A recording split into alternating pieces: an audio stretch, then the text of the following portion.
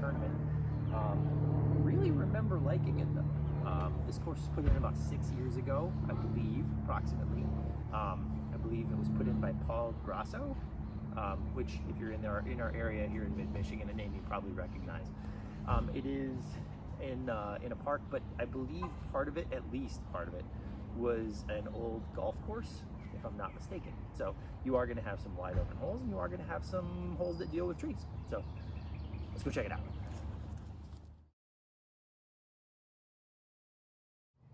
Okay, hole 1, par 3, 260 feet. You can see basket is not in sight, so you know you have to kind of turn a corner up there. There is some river over here on the left that you need to be careful of, where the basket is just on the edge of the hill. Okay, I'm going to take a reactor. See how that works.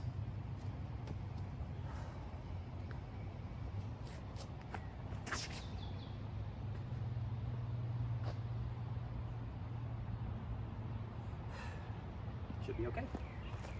Not too far, just kind of in a weird spot.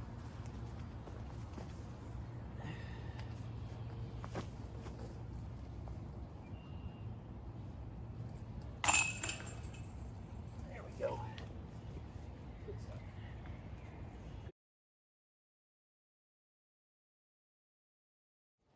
Okay, hole 2, this is the same distance as hole 1, 260 feet, par 3. You can see this one, not a lot of stuff in the way, straight away shot, right at it. Nice clean, no trees really to worry about, except if you have the backhand hyzer, which, you know, a forehand or a straight at it shot would just work fine. Okay, for 260 clean on the left, I'm gonna forehand a resistor.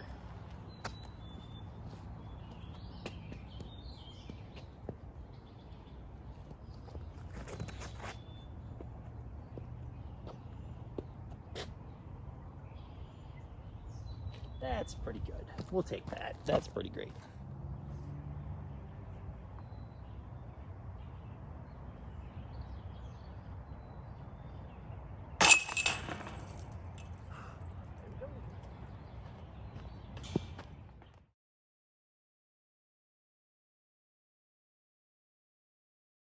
Okay, hole 3, 310 feet, par 3. You can see the basket straight through the trees there at the lower part, which means you've got a hyzer either way. You've got a backhand hyzer, forehand hyzer, lefty or righty. It really doesn't matter. You're gonna have less to worry about on the left, it seems, though. So, okay, I'm gonna forehand a photon. Kind of keep it wide.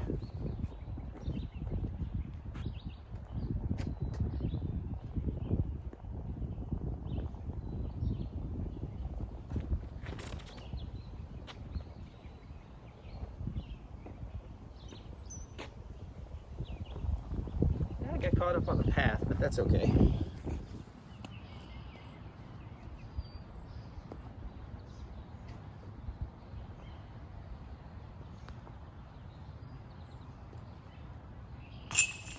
All right, let's go.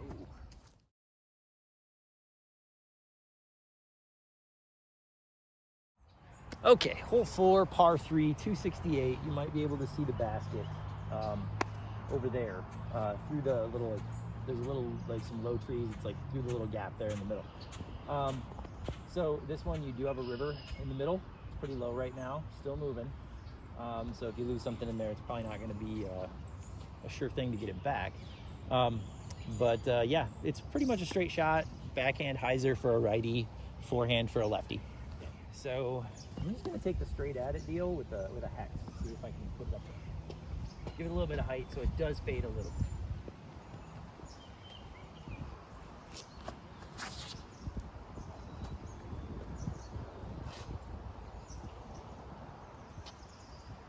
Yeah, I believe I parked it. Let's go. All right, so not entirely parked, but inside the circle.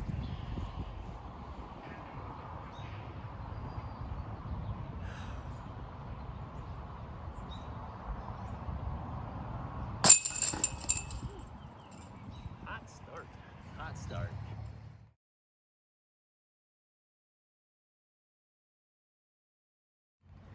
All right, hole 5, par 3, 304 feet, a little bit of elevation. You can see we're going uphill. The basket straight ahead down this tunnel. There are a lot of low-hanging branches, So you really got to punch something with a little bit of speed and let it kind of skip up. I believe the basket's on an old golf green, if I'm not mistaken. Okay, I am going to try and push a crave up there. Sarah Hokum crave.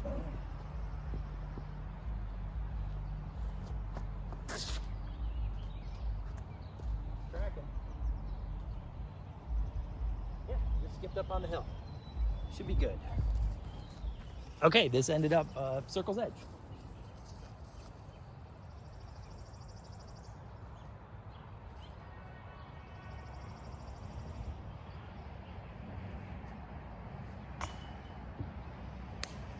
Dang it. Oh well. Streakhead end.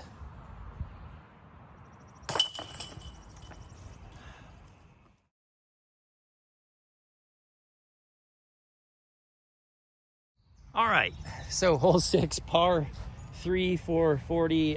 Honestly, I don't know what this is because on UDisc it says 650.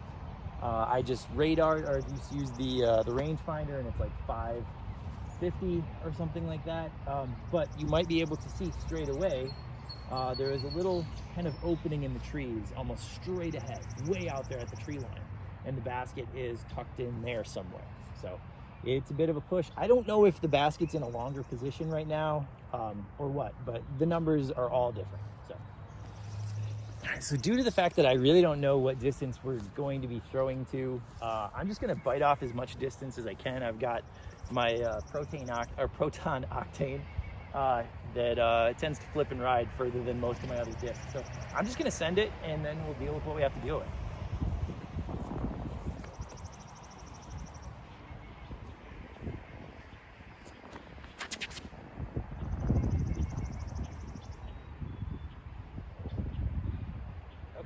Probably 375, 400 out there, so we'll see what we got left. All right, so where I landed, it must have been about right where I said 375, 400 because I have 275 left. Now you can see the basket down there in that little grove. Really cool little spot. So I'm gonna take a reactor and see if I can do the rest of this bit off. You have tailwind too.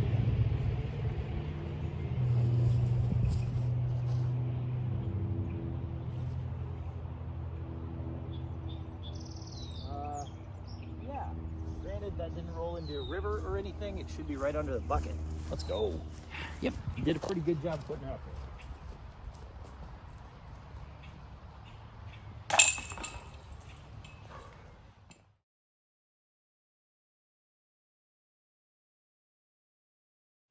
Okay, hole 7, par 3, 320 feet. You might be able to see the top of the basket. The basket is on the other side of a little hill. Which kind of isn't the gully kind of goes down to the river. There's lots of trees there, so your disc shouldn't be skipping too far. But you can see you have a nice backhand hyzer or the straight at it shot, or for the lefty, you could be hyzering away from the water, which is nice. Okay, I am going to take a Neutron Tesla, an old beat up pre-flight number 1. This one holds a little bit straighter, so I'm just gonna lay it out there, let the disc finish out towards the bucket. Bit of a step up on this, which I don't much care for, but it is what it is. It's still a really nice pad.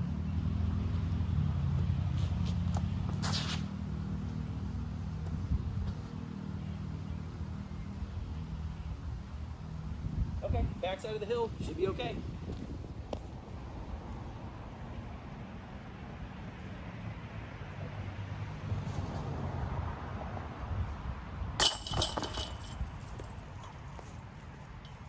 On them birdies.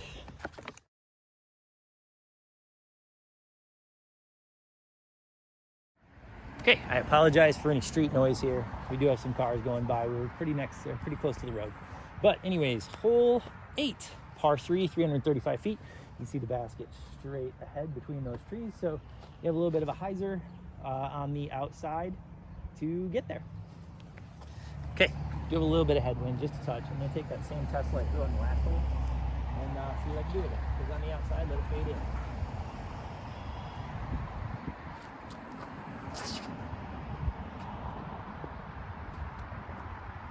Okay.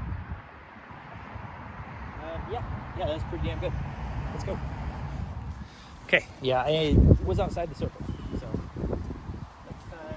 been a little bit longer. Maybe a photon or something, but it's so good.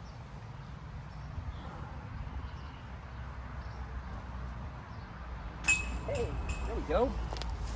Let's take that.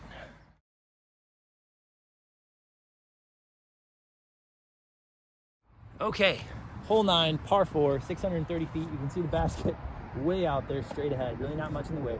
You do have a little bit of a swampy ditch area on the left that you need to try and stay out of. So just want to bite off as much distance as you can on the throw, off the pad, and then just deal with what you got left. Okay, since there is a little bit of headwind out here, I'm going to switch to a slightly more stable octane going into that. So I've got a Fission one pretty close to max rate. We just try and bite off as much distance as we can.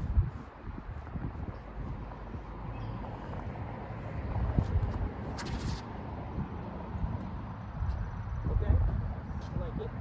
We're going to shot it down a little bit, but I would say we're probably about 360, 375, 400 out there. Okay, I landed about 311 out when I range found it. So I've got an old beat up resistor. Sorry for the road sound again. But I've got an old beat up resistor that should finish out. So I'm gonna just try and pump it up the right hand side and let it finish towards the basket.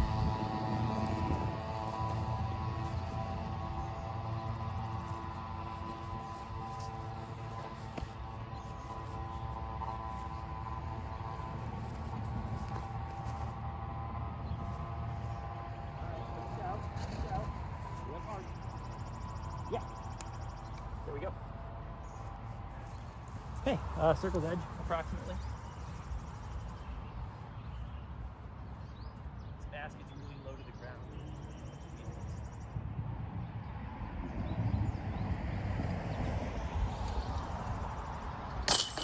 There we go. A bit of headwind was messing with me, but not bad, not bad. Let's go.